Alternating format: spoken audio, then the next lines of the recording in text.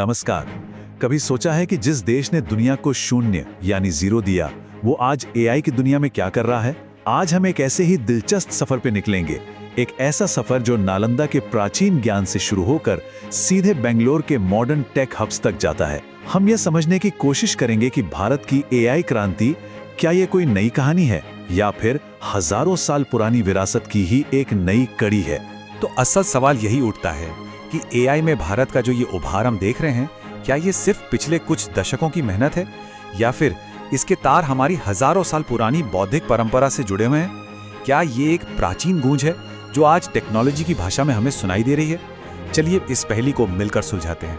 तो चलिए कहानी की शुरुआत करते हैं, बिल्कुल शुरुआत से। उस दौर से जब कंप्यूटर नहीं थे। कंप्यूटर के आने से बहुत पहले भारत में सिस्टम्स को, पैटर्न्स को समझने की एक बहुत गहरी परंपरा थी। और आप यकीन मानिए, यही परंपरा आज के एआई की असली नींव है। जरा कल्पना कीजिए एक ऐसे दौर की 300 ईसा पूर्व से 1200 ईस्वी के बीच, जब भारत दुनिया का इंटेलेक्चुअल सेंटर हुआ करता था। नालंदा यूनिवर्सिटी इसका सबसे बड़ा सबूत है। सोचिए, 7वीं शताब्दी में यहाँ 10,000 से ज्यादा स्टूडेंट्स थे। चीन, कोरिया, जापान कहाँ से नहीं आते थे पढ़ने। और खास बात यह थी कि यहाँ सिर्फ रट्टा नहीं लगवाया जाता था, बल्कि ज्ञान को एक सिस्टम, एक ढांचे में कैसे समझा जाए, इस पर जोर था। और यही तो आज की कंप्यूटेशनल सोच का बेस है ना? और इसी सिस्टम वाली सोच का एक बेहतरीन उदाहरण है सूत्र। देखिए, सूत्र का मतलब होता है धागा, एक ऐसा धागा जो ज्ञान के बिखरे हुए मोतियों को एक साथ पिरोता है। असल में ये आज की एल्गोरिदमिक थिंकिंग का ही एक प्राचीन रूप था। मतलब नियमों का एक ऐसा सेट जो किसी भी मुश्किल जानकारी को छोटे-छोटे, व्यवस्थित और लागू किए जा सकने वाले स्टेप्स में तोड़ दे। कमाल है ना? यही तो आज कंप्यूटर प्रोग्रामिंग की भी बुनियाद है।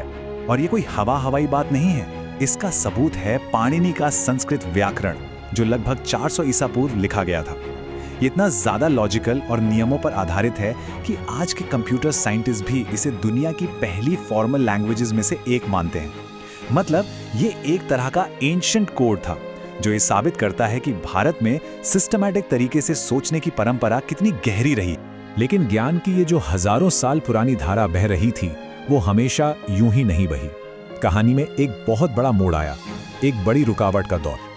ये वो वक्त था जब इस महान परंपरा को जानबूझकर तोड़ा गया और भारत को अपने वजूद के लिए, अपनी पहचान के लिए एक नई रणनीति बनाने पर मजबूर होना पड़ा। देखिए, जब अंग्रेज आए तो भारत ने सिर्फ अपनी दौलत नहीं खोई, बल्कि अपनी सबसे कीमती बौद्धिक संपदा भी खो दी। यहाँ की शिक्षा व्यवस्था को एक सोचे समझे तरीके से खत्म कर दिया गया। गुरुकुल परंपरा, संस्कृत, सब कुछ हाशी पर चला गया। और नतीजा दिल दहला देने वाला था। 1947 में जब भारत आजाद हुआ तो देश की लिटरेसी रेट सिर्फ 12% थी। सिर्फ 12%। सोचकर देखिए, जो सभ्यता कभी ज्ञान का केंद्र थी, वो अब बुनियादी शिक्षा के लिए तरस रही थी। और इस पूरी रणनीति का मकसद क्या था? वो खुद मैकॉले के शब्दों में बिल्कुल साफ था। वो एक ऐसा वर्ग बनाना चाहते थे जो खून और रंग में तो भारतीय हो, लेकिन रुचि, विचार, शब्दों और बुद्धि में अंग्रेज हो। ये सिर्फ एक एजुकेशन पॉलिसी नहीं थी, ये भारत की आत्मा को बदलने की एक सोची समझी कोशिश थी। लेकिन आजादी के बाद भारत ने हार नहीं मानी। एक बहुत ही अहम और स्ट्रेटेजिक फैसला लिया गया। ये समझा गया कि आने वाली दुनिया में असली ताकत तोप या तलवार से नहीं, बल्कि टेक्निकल और मैथमेटिकल काबिलियत से आएगी। और बस इसी सोच के साथ आईआईटीज जैसे वर्ल्ड क्लास संस्थानों की नींव रखी गई। ये सिर्फ कॉलेज नहीं थे, ये वो आइलैंड्स ऑफ एक्सेलेंस थे जहां भारत अपनी खोई हुई बौद्धिक शक्ति को दोबारा हासिल करने की तैयारी कर रहा था। और अब हम आते हैं कहानी के अगले चैप्टर पर, डिजिटल युग।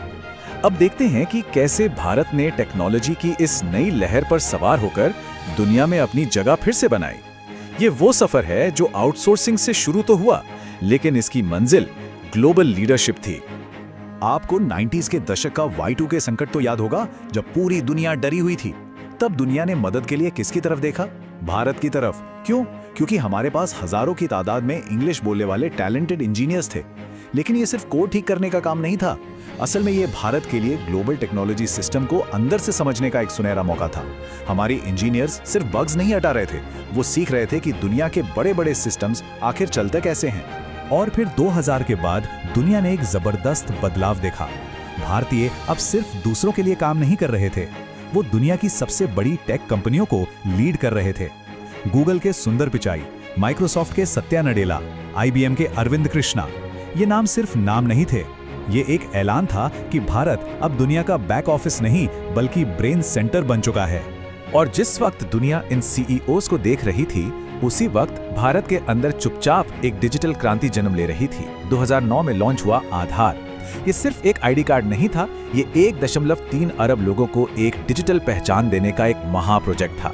दुनिया की सबसे बड़ी बायोमेट्रिक प्रणाली, एक ऐसा काम जिसे करने की हिम्मत किसी और देश ने नहीं की।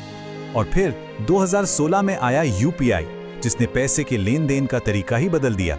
आज भारत में हर महीने 10 अरब से ज्यादा ट्रांजैक्शंस UPI से होते हैं। 10 अरब, ये नंबर दुनिया के कई देशों की कुल आबादी से भी ज्यादा है। ये सिर्फ एक पेमेंट सिस्टम नहीं है, ये 1 अरब से ज्यादा लोगों के लिए एक जटिल सिस्टम बनाने और उसे सफलता से चलाने की भारतीय क्षमता का प्रतीक है। ठीक वैसे ही जैसे हजारों साल पहले हमारे पूर्वजों ने गणित और व्याकरण के सिस्टम बनाए थे। और आधार और UPI जैसी इसी मजबूत डिजिटल नींव पर आज भारत का स्टार्टअप इकोसिस्टम खड़ा है। आज भारत दुनिया का तीसरा सबसे बड़ा स्टार्टअप हब है, जहां 100 से ज्यादा AI फोकस्ड यूनिकॉर्न्स हैं। यूनिकॉर्न मतलब $1 अरब से ज्यादा की कंपनियां। ये सफलता कोई रातों रात का जादू नहीं है, ये उन IITs में किए गए निवेश का नतीजा है जो दशकों पहले शुरू हुआ था। और अब हम पहुंचते हैं आज के दौर में, भारत के AI पुनर्जागरण में। ये कहानी का वो मोड़ है जहां प्राचीन ज्ञान और आधुनिक टेक्नोलॉजी का संगम सबसे साफ दिखाई देता है। अब सवाल सिर्फ ये नहीं है कि हम क्या बना सकते हैं, बल्कि ये है कि हमें क्या बनाना चाहिए। सवाल अब क्षमता का नहीं, विवेक का है। जो बात भारत के AI अप्रोच को दुनिया से अलग करती है, वो है इसका मकसद। यहाँ AI का इस्तेमाल सिर्फ नए सोशल मीडिया फिल्टर्स बनाने के लिए नहीं हो रहा, यहाँ AI का इस्तेमाल देश की सबसे बड़ी समस्याओं को सुलझाने के लिए हो रहा है। सोचिए, एक किसान अपने फोन से फसल की फोटो लेता है और AI उसे बता देता है कि कौन सा कीड़ा लगा है और उसका इलाज क्या है। या किसी दूर दराज के गांव में AI की मदद से TB की शुरुआती जांच हो रही है। ये है AI फॉर गुड का असली मतलब। इस यूनिक भारतीय अप्रोच को हम एक नया नाम दे सकते हैं, कंप्यूटेशनल धर्म। यहाँ धर्म का मतलब है वो जो सही है, जो समाज को एक साथ जोड़े रखता है। ये एक ऐसा आइडिया है जहाँ टेक्नोलॉजी का लक्ष्य सिर्फ पैसा कमाना नहीं, बल्कि एक बड़े सामाजिक उद्देश्य को पूरा करना है। ये उसी प्राचीन भारतीय परंपरा की वापसी है जहाँ ज्ञान का इस्तेमाल हमेशा लोक कल्याण यानी सबकी भलाई के लिए होता था। आज अगर हम दुनिया में देखें तो AI डेवलपमेंट के 2 बड़े मॉडल दिखते हैं। एक तरफ है चीन का मॉडल, जहां AI का इस्तेमाल निगरानी और कंट्रोल के लिए होता है। दूसरी तरफ है सिलिकॉन वैली का मॉडल, जहां AI का मुख्य लक्ष्य मुनाफा और कस्टमर एंगेजमेंट है। इन दोनों के बीच भारत अपनी गहरी लोकतांत्रिक और दार्शनिक जड़ों के साथ दुनिया को एक तीसरा रास्ता दिखा सकता है। एक ऐसा रास्ता जहां नैतिक AI हो, जो इनोवेशन को भी बढ़ावा दे और इंसानी अधिकारों का सम्मान भी करे। तो आखिर में हम इसी सवाल पर आकर रुकते हैं, जैसे जैसे AI और ज्यादा स्मार्ट यानी होशियार होता जा रहा है, क्या हमें उसे और ज्यादा वाइज यानी बुद्धिमान बनाने की जरूरत नहीं है?